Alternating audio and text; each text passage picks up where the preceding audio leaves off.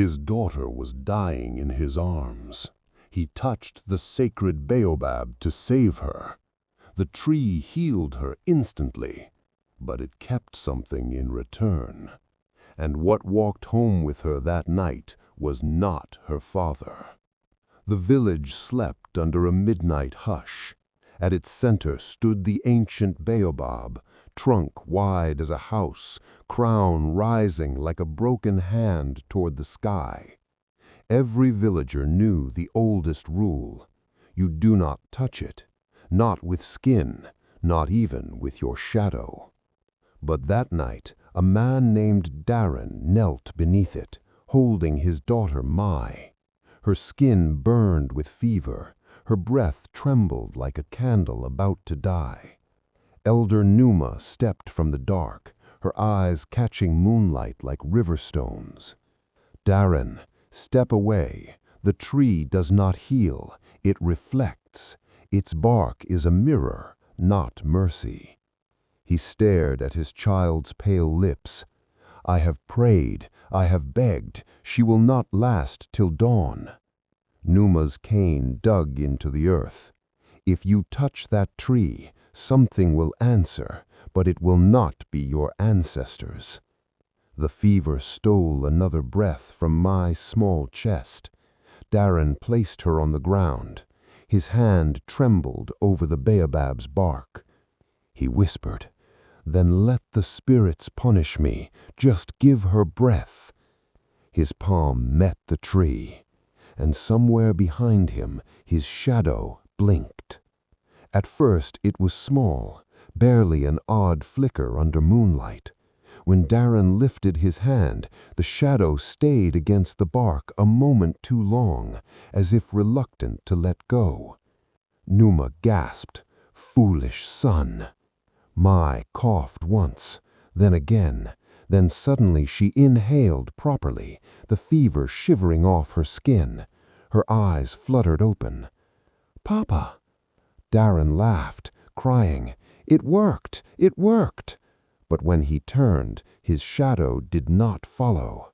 It stood leaning against the baobab, one hand resting on the trunk, its face tilted toward him, curious. Numa's lips trembled. "You think that is healing? That is exchange. The tree gives nothing, it takes balance." By dawn, Mai was running again, her laugh spilling like water.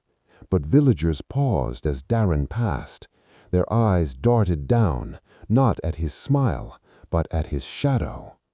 It moved oddly, too slow, then too quick. Once, when he knelt to draw water, his shadow remained standing. A neighbor muttered, "The mark of spirits." Another spat salt over his shoulder. That night, as Daren lit his cooking fire, his shadow flickered against the hot wall. When he raised his cup, it raised an empty hand, slightly late. Then, just before the cup touched his mouth, the shadow grinned.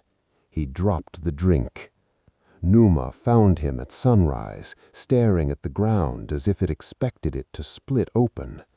"The shadow follows," she said, "but it no longer belongs." "What does it want?" Her silence lasted too long. Then, "Sometimes the shadow wants to remember what it was meant to be." He turned to her, anger rising. "You knew she would die. You let me choose this." Numa's face hardened. "You think I have not touched it before?"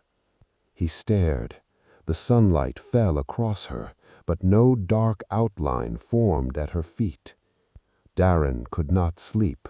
When he turned over, the shadow lay facing him, its eyes open, its lips moving, though no sound escaped. He whispered, "Stop watching me." The figure smiled back. Then, slowly, it lifted a hand and placed its palm over his throat. He bolted awake, gasping. The shadow obeyed, reclining calm beside him, as if nothing had happened. But the air had changed, heavier, thicker, like breath caught in soil. Outside, the Baobab swayed, though there was no wind.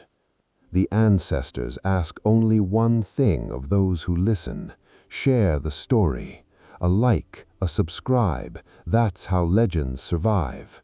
Now listen closely, because what happened at the Firefly Festival was only the beginning, and the truth the elder has been hiding for 30 years will change everything you thought you knew about Daren. The next evening, the whole village gathered for the Firefly Festival. Drums echoed, dancers whirled, light scattered across faces and ground. Daren joined the dance, laughing with Mai in the glow. But when he clapped, the sound felt doubled, a faint echo, like a second pair of hands behind him. Then someone screamed.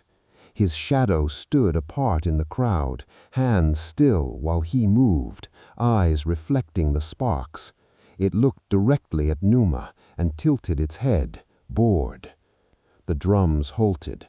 Old men cried out prayers. Mothers pulled children away.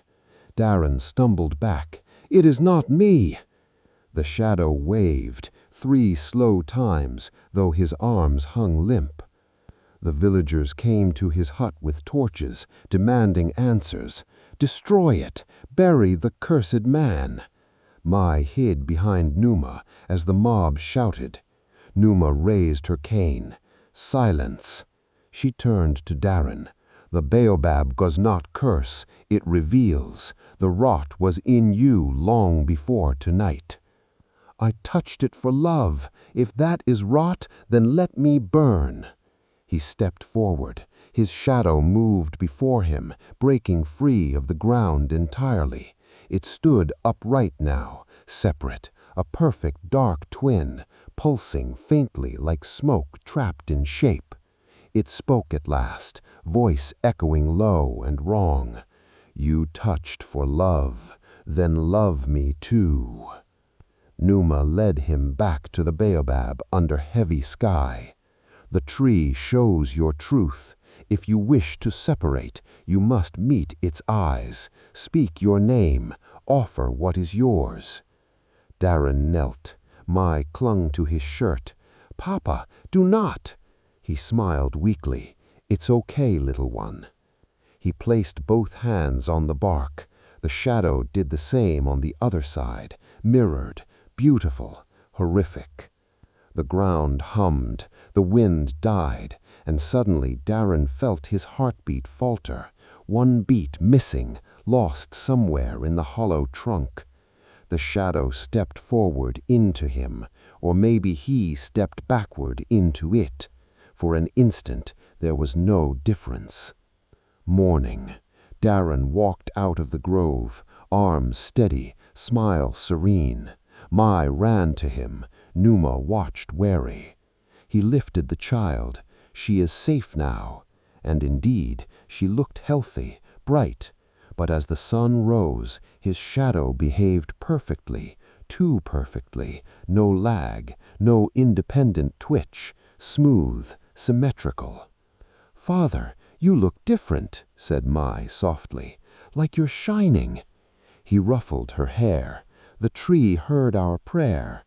Behind him, Numa folded her hands. Or it answered in kind. Her eyes darkened with old memory, because she remembered her own first morning after touching that bark. But here's the part that will ruin you. 3 days later, Numa visited Daren's home.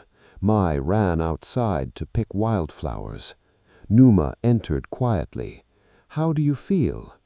"Whole." She tilted her head. "Strange thing, isn't it? You look whole, but the ground tells a different story." His face froze. "What do you mean?" She pointed to the doorway. "No matter where you stand, Daren, there is no weight on the earth beneath you." He looked down. His shadow, neat and loyal, sat where it should, but his footprints did not press into dust. The earth beneath him was untouched. Numa sighed. "The Baobab does not take life, it trades it. You asked it to save your daughter. It granted your prayer and sent what was left of you back. Daren stared, horror dawning. Then who am I? Her reply rolled like thunder under breath. You are what the tree kept, its memory of love.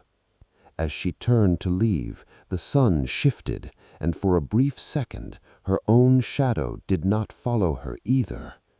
The baobab rustled, ancient and amused. The wind whispered through its hollow heart, carrying the oldest rule. Never touch the sacred baobab, because the one walking home in your body will not be you, and somewhere in the trunk, the real you will remember love forever, alone.